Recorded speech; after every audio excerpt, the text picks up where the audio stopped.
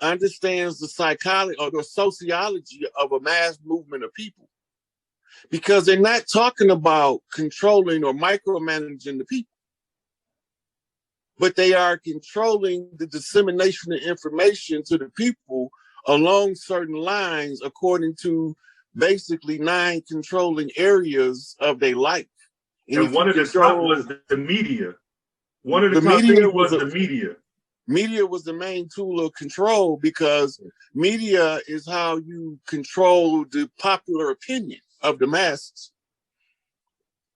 You got to remember, in the 1950s, I think it was a Maltese Falcon or To Catch a Mockingbird. But one of them was about the CIA's infiltration into Hollywood.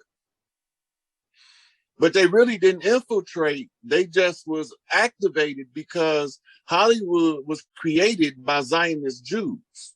Right. 32-degree Scottish Rite Freemasons. Right. And it was in order to control popular media, and they was the ones putting out the movies in the early 1900s on reels. But we also had people that looked like me and you that was doing their own reels. A lot of people don't know that when it was Reels movie, we had our own theaters that showed the movies that we made because we wasn't part of their system. Right. Right. But now they make you think that only them knew how to do that. They learned it from us.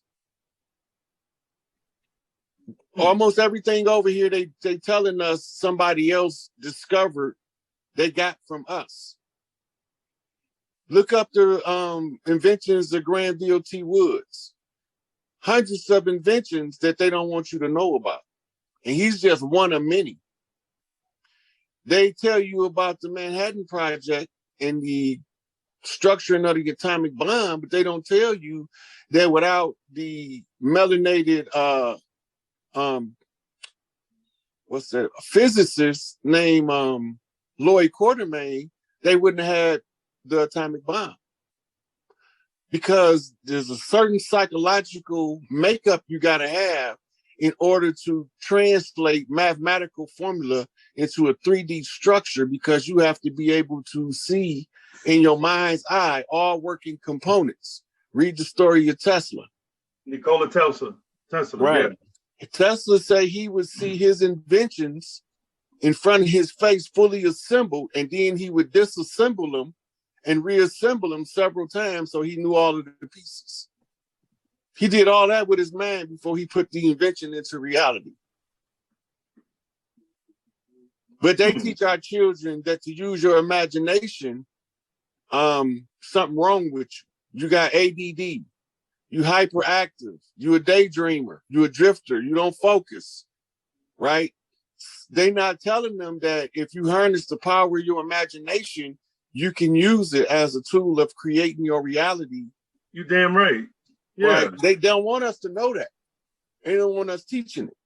Imagination is truthfully the key to creativity, to creating, because you have to be able to form the actual picture in your mind in order for you to be able to construct it in the physical realm and make it into a reality. So it starts in the mind as an imagination. Look at Mozart, who heard his whole composers before he wrote them down. Mm-hmm. Right? He knew every note of that shit when he put it on paper. From hearing it. Seriously, from hearing it. Now, think about the memory power going into remembering every note in a major one of the major concertos that he did. Right. Every note and its sound, and how to reproduce it on paper in order to have somebody play it correctly. That's mastery. Yeah, that's how I am with Nwabi. Like, I can see that shit in my mind. Like, I don't need it's unthinking. Like, I just see the words and the constructs in every way that it could be used in my mind. Like, I don't, like, right.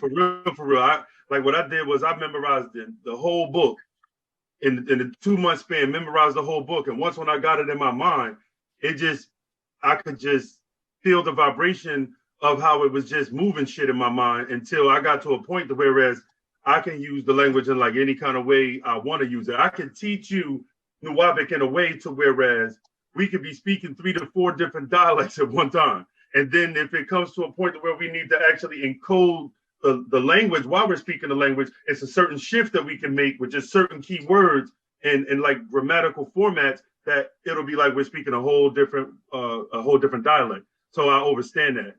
I understand that the mind is a powerful thing. Right. So when we stop being hard on our children for using their imagination, you don't teach them not to use it. You teach them to control it. Right. Right. Use your imagination to see the life you want when you get to be an adult. Mm-hmm. Right. Start training them to weed out the bullshit early. And then this is how you teach them to create their best life, which creates the best future for the adults that's teaching them. That's right. We got to come back to them. Yeah. Right. Yeah. So somebody along the way got to say, if I'm going to come back to these motherfuckers, I'm not letting them have to clean up the shit that my parents didn't get to clean up because they didn't know no better. Yeah, that makes a lot of sense, bro, because like really that'd be like my main focus, like getting the children a certain kind of way. I've been like always on that because as you know, my family, they always put the children around me because they always wanted me to educate the kids, always. So and they want them to see an intelligent male figure. Mm-hmm. And it's always highly underrated in our community because we want them to see the one that can survive the best. So we show them the gangsters. Yeah. The gangster's going to survive. You're damn right. Surviving is not living. No.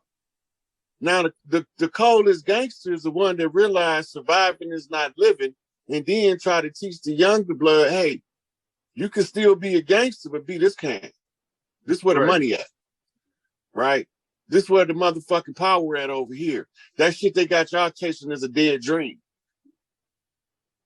Yeah, and the greatest reward ain't nothing but death or life sentence under these Tamahu systems. So, yeah.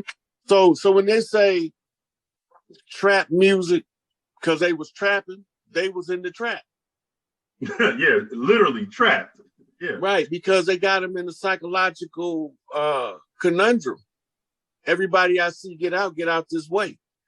But you're not seeing everybody to get out where they go. Most of the people get out don't go where you think they go. Very few of them make it to the penthouse from the projects. You're right about that. And that's because they're cutting us off from our sources of power. Our intelligence, they dumbing us down. Our imagination. So now that y'all seen that, you go back to this demon seed. Now, I showed y'all, it said that they was making them strange language, mildly disturbed Harris team. Following day, Proteus asked Harris for a new terminal, right? A new terminal. They tell you if you're about to die, you terminally ill, right? In order to study man, right? He need a new method of studying the man. This is the Babylonian conspiracy right here to subjugate us for the second run. Watch. His isometric body and his glass jaw mind. When Harris refuses, Proteus demands to know when it will be let out of its box. Pandora's box, remember? So when you get those knocks and you go to collecting your artifacts in your travels, they call that opening Pandora's box. So this is telling you there's a man that want to be a traveling man, right? But somebody won't allow him to attain the knowledge. Go watch the movie Red October about the Irish boy that wanted to be a rocket scientist and everybody was scared to let him think. And then look at Stephen Hawking. Let's look at Stephen Hawking. You see what happened to him, and this is why didn't nobody want them to use their brain, because it does this to them. Okay, first we look at Stephen Hawking.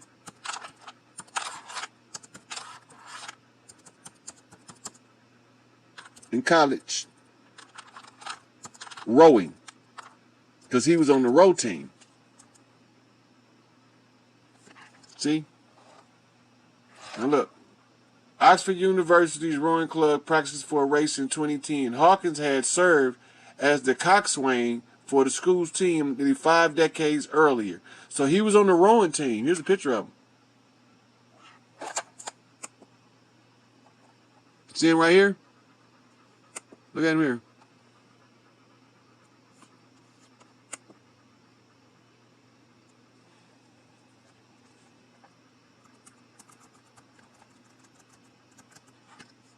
This is why we can't get reparations, because we let them motherfuckers make this shit. Shit like this. That's a Gulum. See this? This bullshit. They wasn't inbred Neanderthals. They were Gulums. They were nanotechnological, failing, self-replicating technology. And they looked at like this.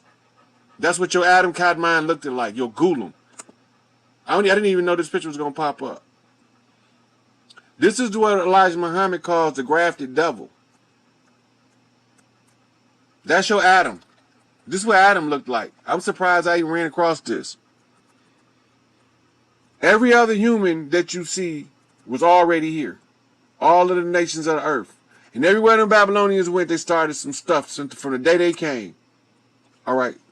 Let's go back to that page. Let's see. This computer runs slow. So the next thing I'm going to do, see, this is what this was all about. See, when they were looking like this, they women still looked it like this. These women didn't like that.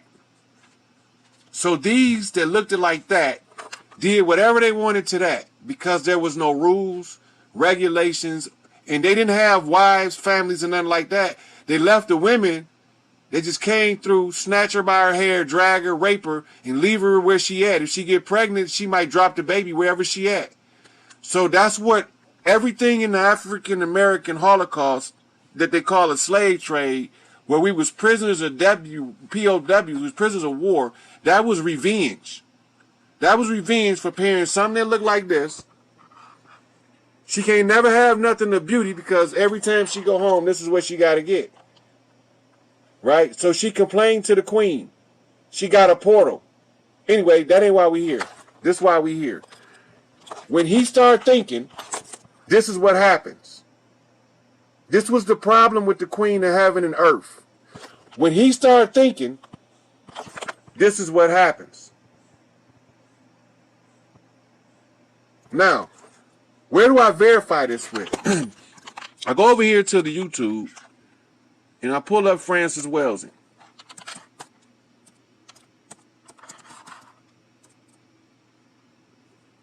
And she debating with this guy.